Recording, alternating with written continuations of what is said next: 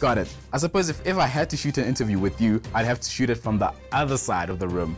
I really don't talk that loud, you know. I suppose this trick does come in handy. What else should we learn?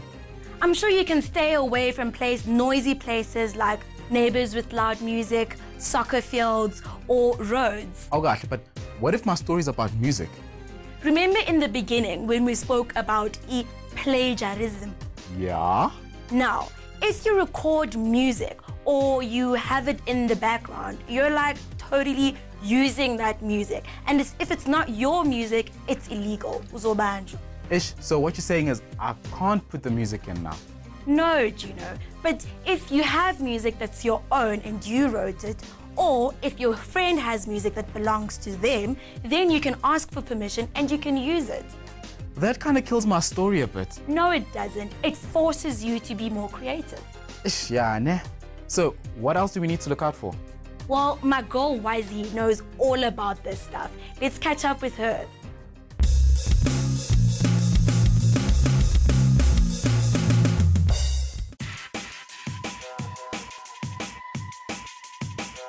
Okay, here we are now. We're going to be looking at how to create a sound-friendly or a quiet environment. Okay, so the first things that you need to look at is where are you shooting your story.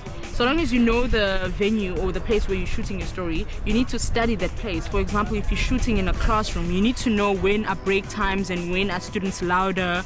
Or if you're shooting outside, let's say you have a tavern next to your house and you want to really shoot these kids that are playing outside, you need to it wouldn't make sense if you were to start shooting at 8 p.m. because that's where the noise starts going on and on. It will be better to shoot 8 a.m. So you just need to study the times of when is it louder, when is it clearer.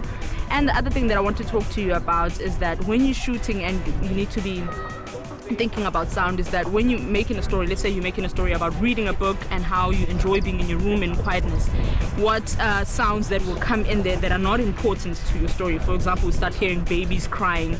That doesn't do anything for your story. It's not about your story. You're not talking about kids, so people don't want to hear kids crying because the story is not about kids.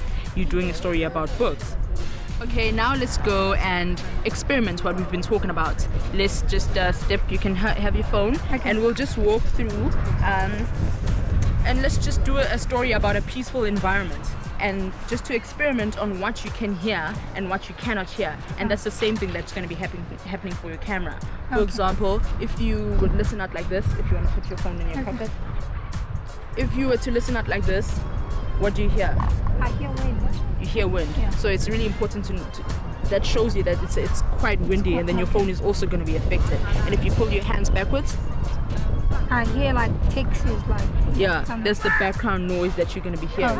So then now that tells you how to direct your photos, whether you want to take it from the back where you hear mostly what's happening over there, or what you'll be hearing is wind.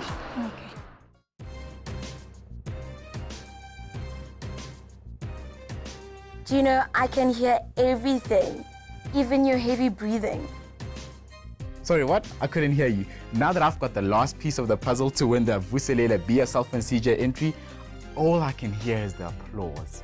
I hope you don't think Ugutu's will win, ne? Of course I'm gonna win.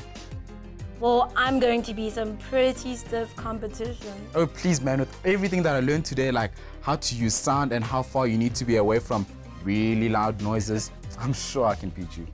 Okay, so for me, I think the most important information is that sound needs to tell a story. So if your story is about noise, then it makes sense to have noise in your film.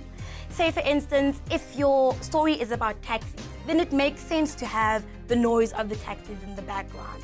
Or if your film is about soccer, then it makes sense to have the noise from a soccer field. But if your story is about something peaceful, then the last thing you need is a whole lot of noise. So with a few weeks until the closing of the Vuselela competition, I'm gonna go and start my shooting. But remember, even you can be a cellphone CJ. You could stand a chance of being the host of a TV show for a day and a fully paid bursary to Boston Media House and great weekly prizes. This is Be a Cellphone CJ with Gino and Nandi.